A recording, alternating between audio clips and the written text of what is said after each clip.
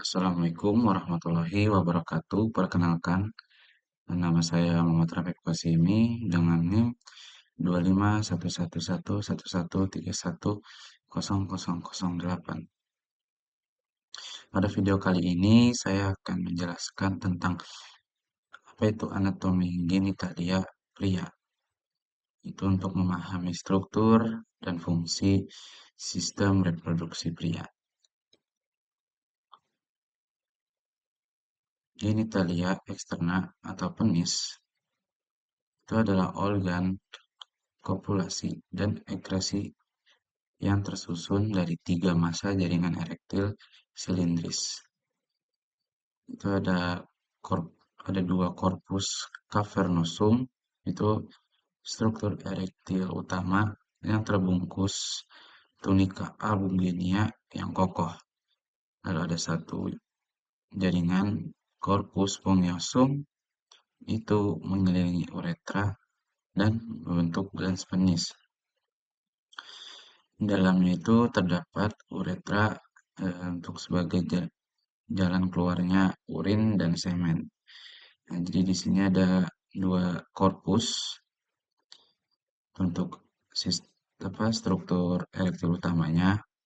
Lalu di sini ada korpus spongiosum yang mengelilingi uretra dan membentuk glans penis.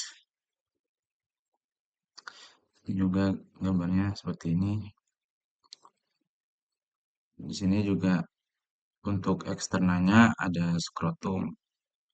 Skrotum itu adalah kulit yang berlapis untuk melindungi testis dan berperan vital dalam menjaga fungsinya.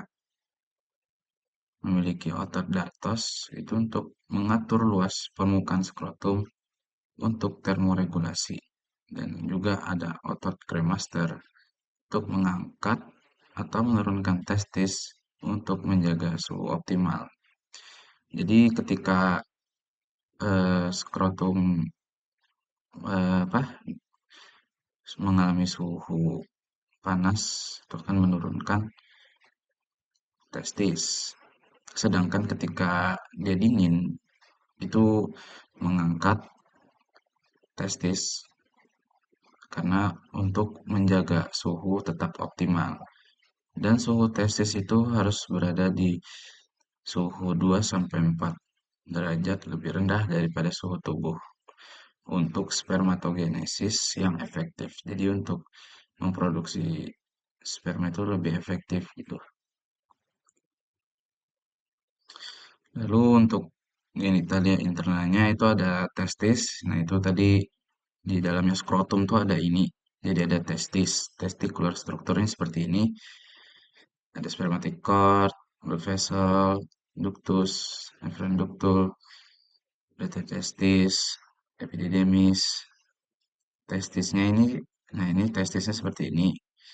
Lalu ada tunica vaginalisnya, terus tunica albuginea, cavity of tunica vaginalisnya seperti ini. Nah, struktur pelindungnya itu nah diselubungi oleh tunica vaginalis dan tunica albuginea yang kuat. Jadi di sini ada struktur pelindungnya gitu.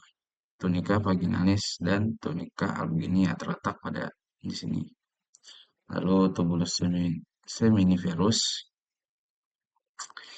itu tempat utama berlangsungnya spermatogenesis atau bisa disebut dengan pembentukan spermanya.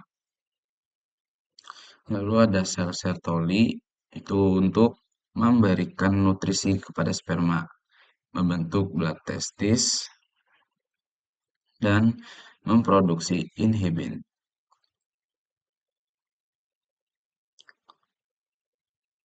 Lalu di sini ada sel Leydig itu untuk bertanggung jawab dalam produksi hormon testosteron.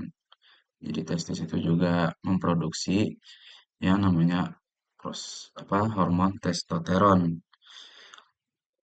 Testis itu juga adalah kelenjar endokrin dan eksokrin yang esensial untuk fungsi reproduksi pria. Nah, ini ada genitalia internalnya untuk jalur pematangan dan transportasi sperma.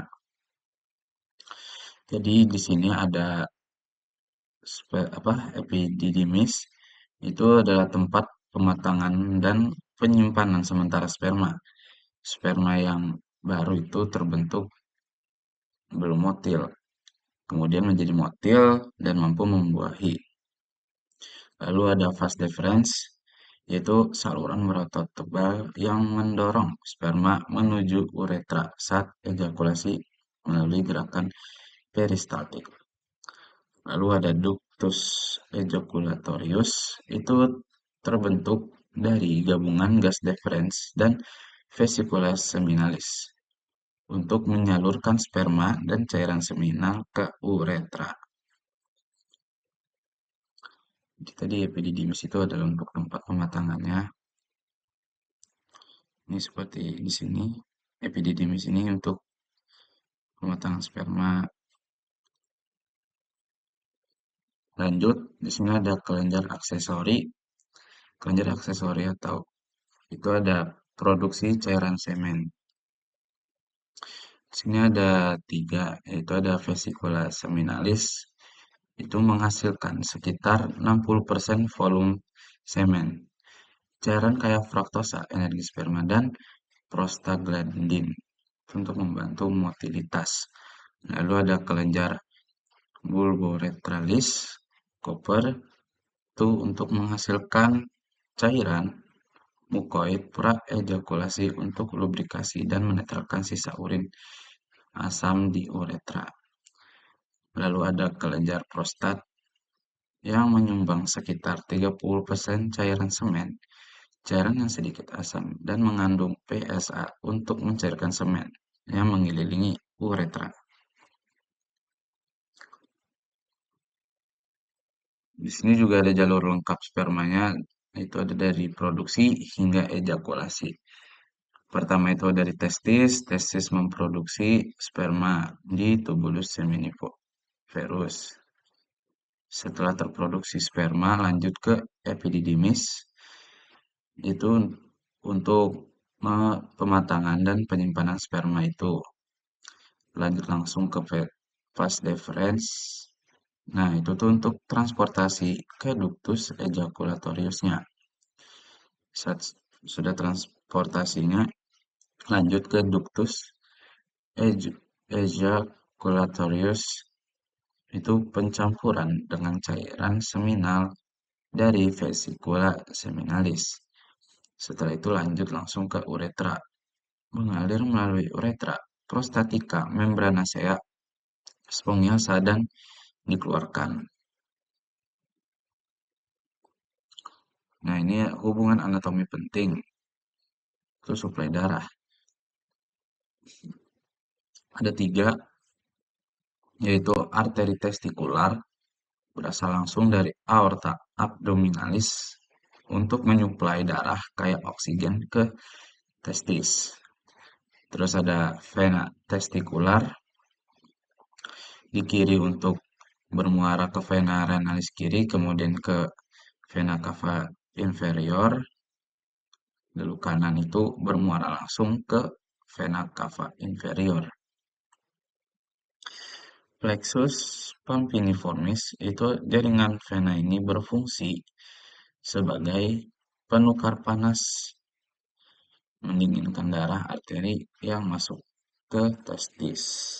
Jadi ini adalah eh, apa ya, jaringan vena yang berfungsi itu penukaran panas dan mendinginkan darah. Terus lanjut, di sini ada aspek klinis relevan. Itu adalah gangguan sistem reproduksi. Nah, di testis itu juga ada gangguan sistem reproduksinya teman-teman. Seperti ada varikokel, pembesaran abnormal venanya atau plexus pampiniformis paling sering di sisi kiri karena perbedaan anatomi drainase vena dapat menyebabkan infertilitas. Nah, varikokel itu juga biasanya bisa terjadi tuh saat orang-orang mengangkat beban berlebihan dan itu bisa menyebabkan varikokel. Di sini terus ada kleptorkismus. kondisi di mana salah satu atau kedua testis itu gagal turun ke dalam skrotum. Dan itu memerlukan intervensi untuk mencegah gangguan spermatogenesis dan resiko keganasan. Lalu di sini ada BPH, prostatitis. Itu kepanjangannya adalah benign prostatic hyperplasia. Itu adalah pembesaran prostat non-kanker umum pada pria tua. Dapat menyempitkan uretra, sedangkan prostatitis itu adalah peradangan prostat yang seringkali kena infeksi. Nah, sudah sampai kesimpulan. Kesimpulannya, anatomi kunci kesehatan pria, yaitu pemahaman mendalam tentang anatomi genitalia pria adalah fondasi penting untuk diagnosis dan penanganan kondisi medis terkait. Seperti ini ada piramidanya. Dan mungkin segini aja untuk video kali ini. Mohon maaf jika ada salah kata dari saya. Selamat malam. Wassalamualaikum warahmatullahi wabarakatuh.